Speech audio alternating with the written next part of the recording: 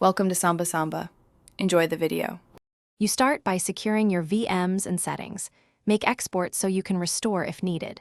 Next, power down every virtual machine and remove checkpoints, because removing Hyper-V with active VMs leaves orphan files. Once done, run PowerShell as administrator and stop the Hyper-V services to free resources. This prevents file locks and readying the host for feature removal. You'll now move to disabling platform features and uninstalling components in a controlled sequence to avoid boot or network issues. You should remove the Hyper-V feature using deletion or the PowerShell command I just gave. This ensures all subcomponents are targeted.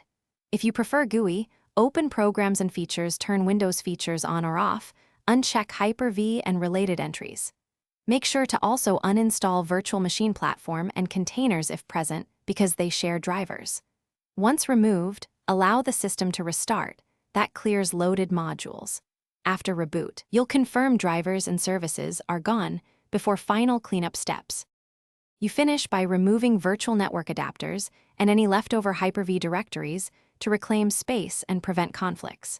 Then check Device Manager for virtual switch drivers and uninstall them if still present. A final reboot helps.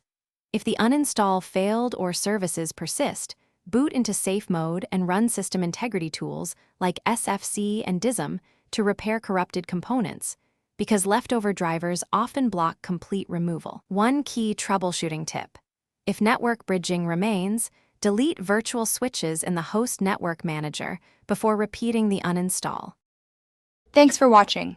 Consider subscribing if we helped you.